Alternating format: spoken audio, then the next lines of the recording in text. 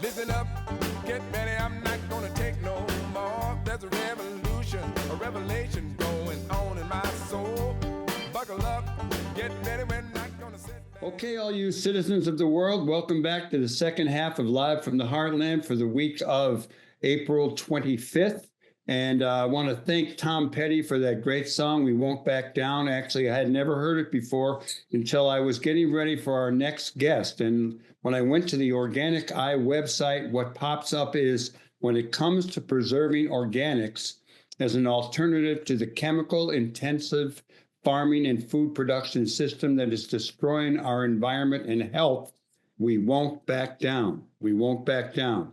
So good day to you, Mark Kastel. How are you? Thank you, Michael. I'm doing well. Greetings from Wisconsin. Is that your favorite tune these days? Well, that's our theme song, and people can find it, a version of it on the website at organiceye.org. And that's been our theme song, sadly, for the 22 years I've been doing this work, is that we formed the organic farming movement. It's now called the organic industry.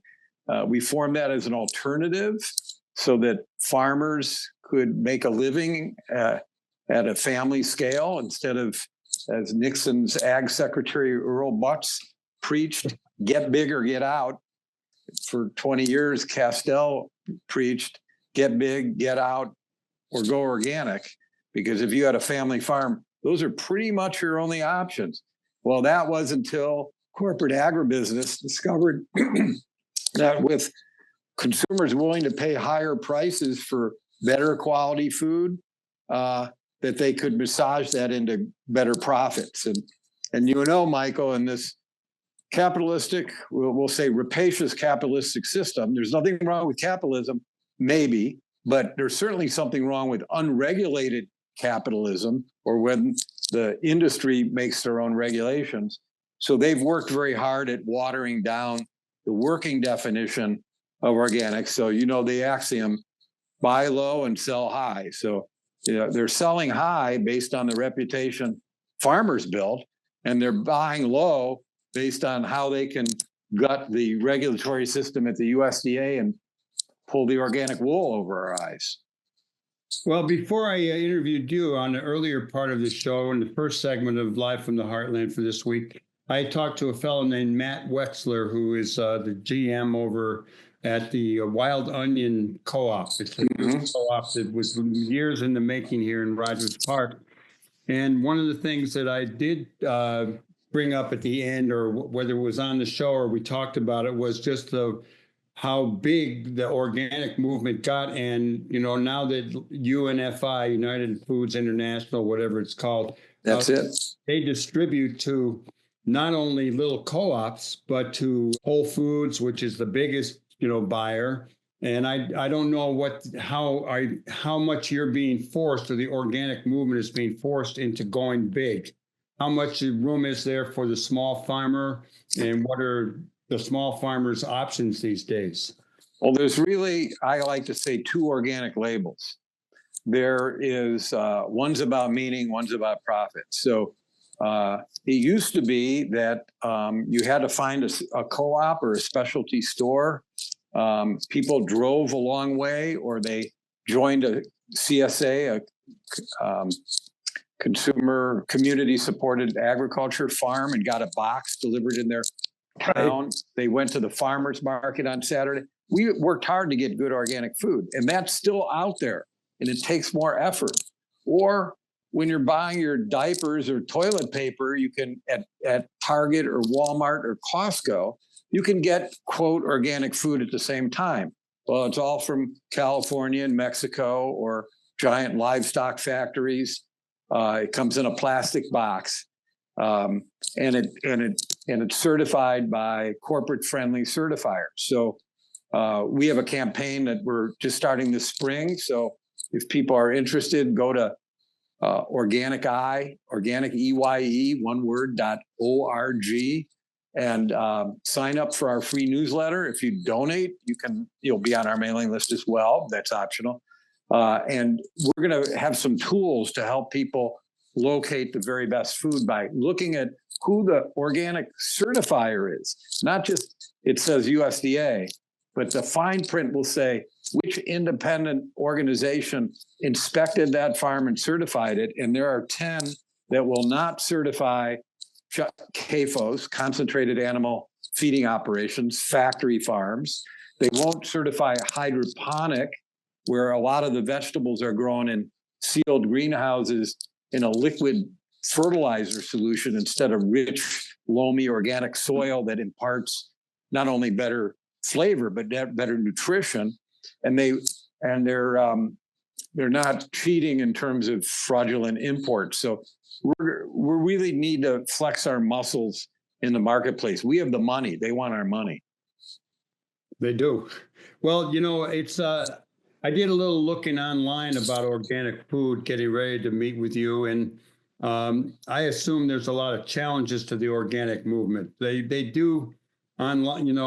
When I looked online, I get a really rosy picture about organic food market. The food market has experienced significant growth, estimated $52 billion in 2021. It's growing 8% a year. It's 70 billion now, Michael. I would bet. But I also think there are probably some serious challenges now to the organic movement. Not only does so-called organic or somewhat organic product get distributed to large retailers, but we also have an administration in our capital these days that is probably undercutting.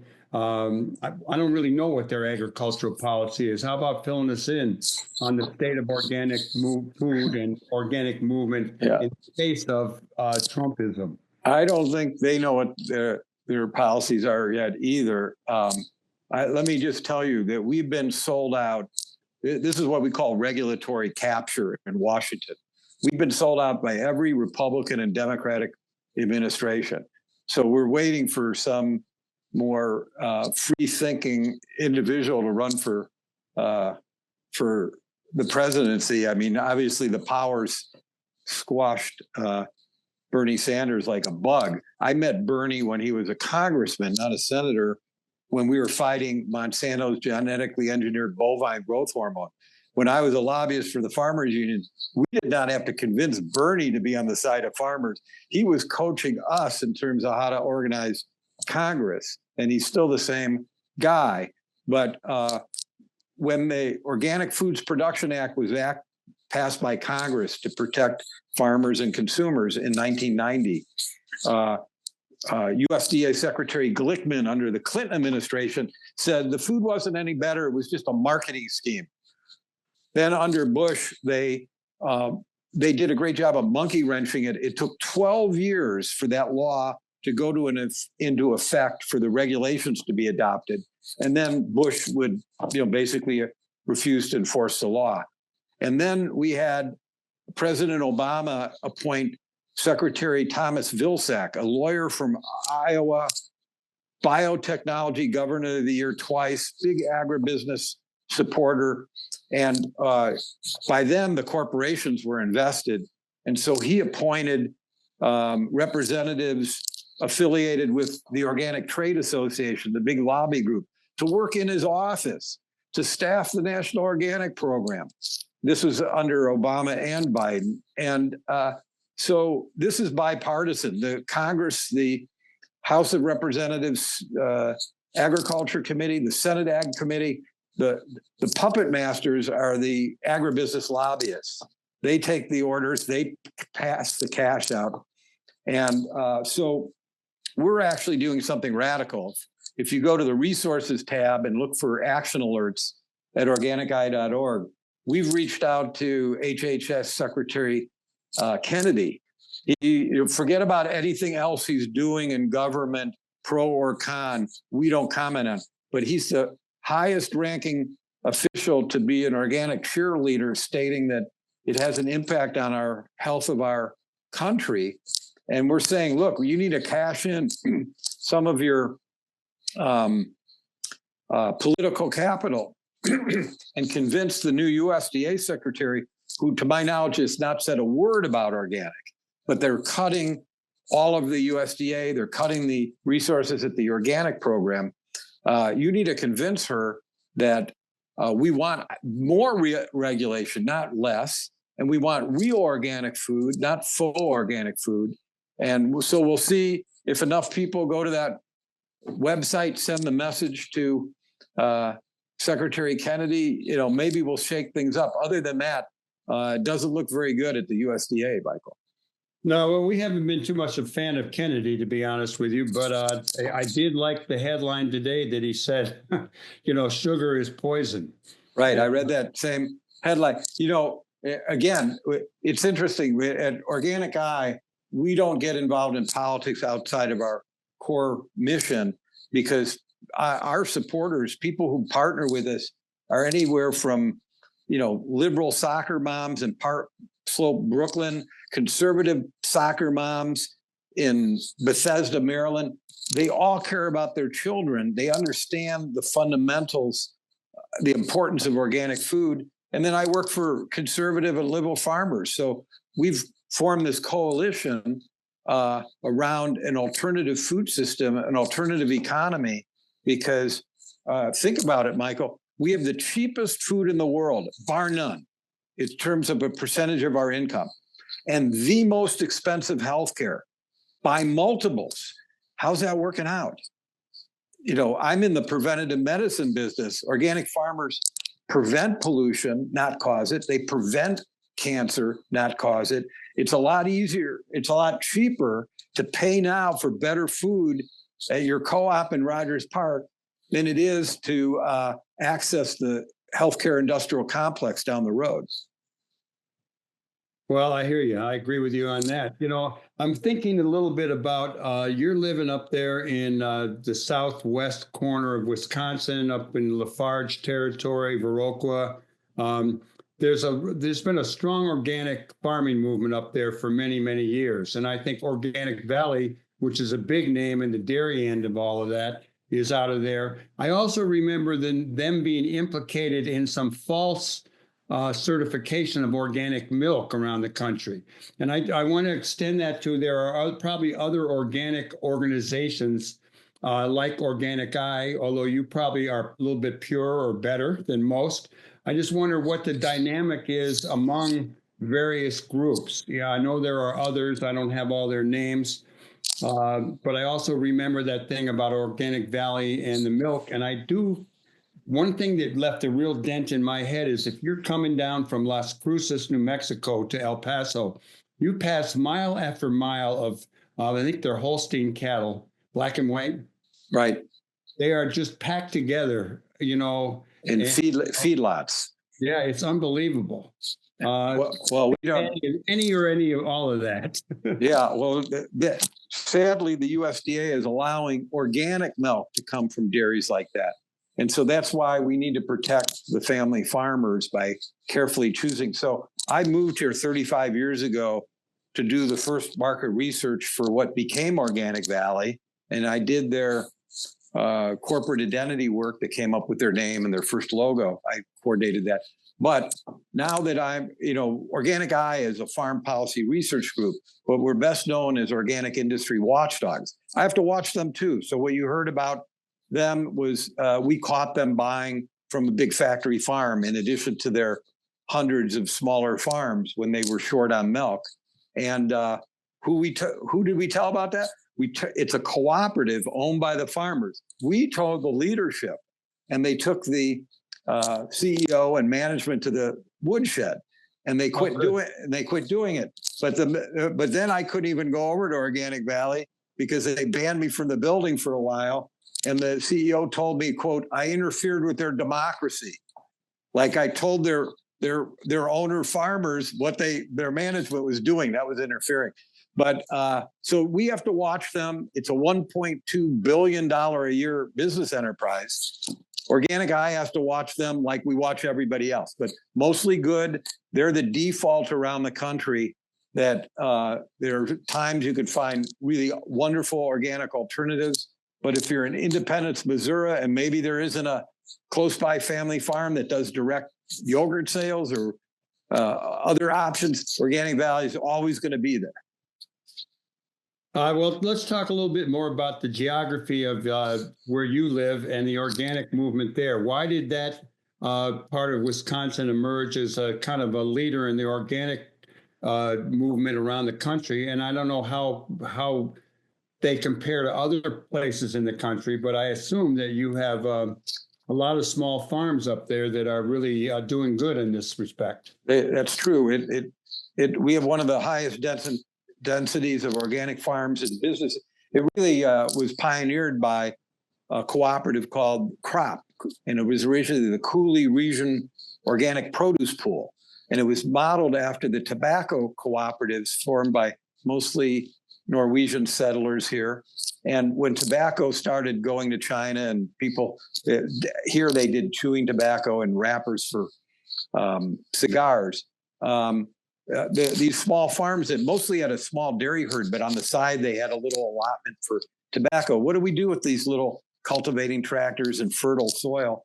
And CROP, which became Organic Valley, started as a vegetable co-op, and we marketed to Madison, Milwaukee, and Chicago on our truck, and eventually it morphed. It's mostly dairy now. They do some meat, they do eggs, they still do some vegetables.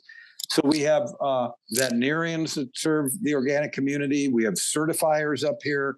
We have the Westby Cooperative Creamery that also makes cottage cheese and cultured products for organic brands.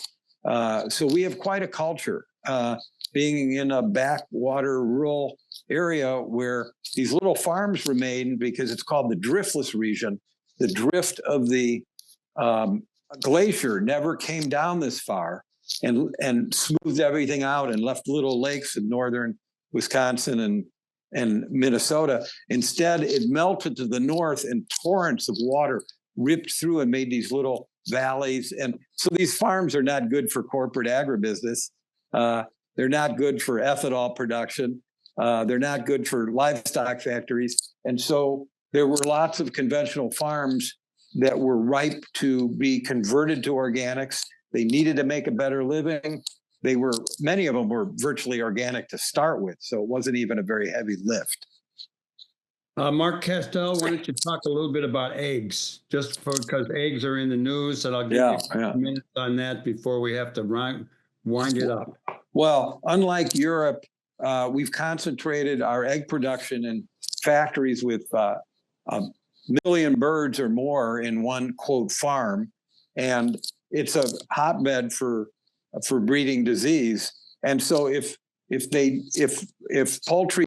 domesticated poultry get the H5N1 highly pathogenic avian influenza, then a million birds have to be destroyed. If you have 3,000 birds on a farm and they get sick, we lose 3,000 birds, and then the other farms are still healthy. So we've centralized much of our agriculture production. And this is, they had a problem with hoof and mouth disease in other parts of the world with cattle, but we're set up for disasters. People forget about the Irish potato famine, but, we could lose our food supply in disasters like this. You're living in the Okooch Mountains or the Kickapoo Mountains, whatever you call it up there these days. And I'm a little curious to know, you had a rep as a good sailor. And how do you pursue that, your love of sailing with living in the driftless region up there in Wisconsin with only little tiny lakes? Right. Well, I have to drive a lot. So I once won a world championship, so I know how to sail.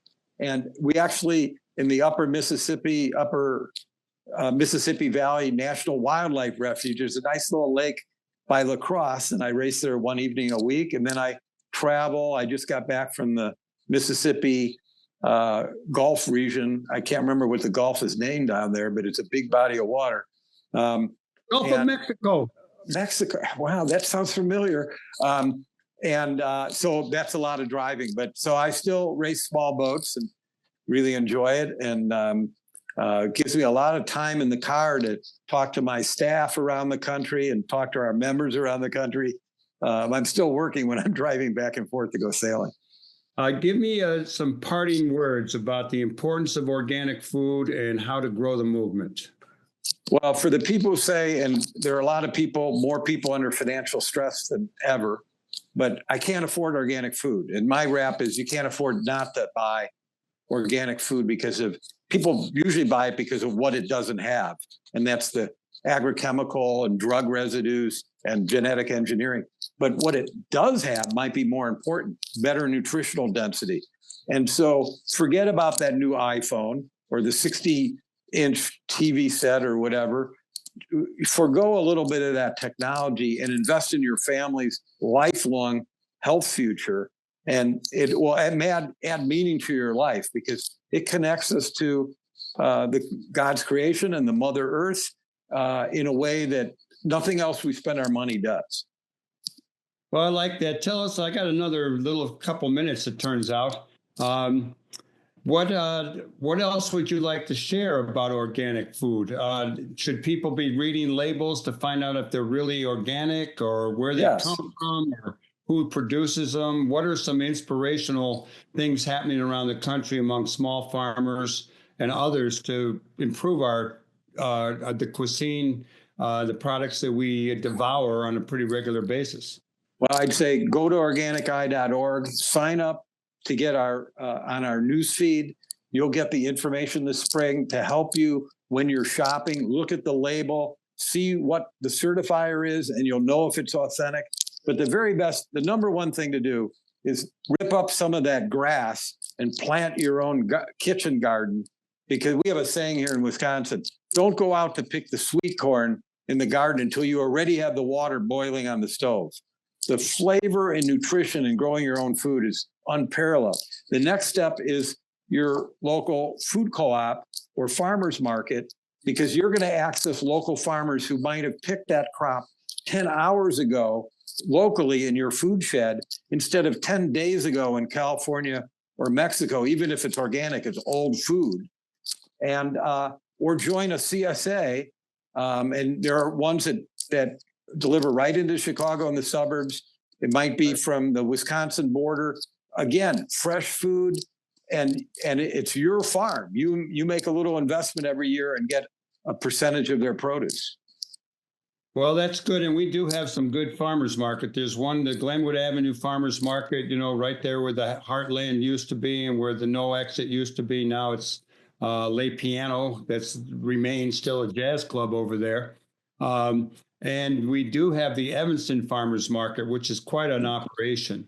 Michael, I always remind you, in high school and university at Northwestern, I used to do my homework at the Heartland and the No Exit. So that was my hangout for years. And my first job was with International Harvester when it was headquartered on Michigan Avenue and the Chicago River, the site of the old McCormick Reaper Works, right where Colonel McCormick built his newspaper, the Chicago Tribune. So I love the Heartland.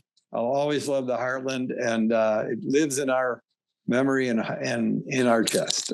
Well, Katie Hogan and I, two of the co-founders, we are really close to finishing, I think, a solid first draft about hot grits and politics, the story of Chicago's Heartland Cafe.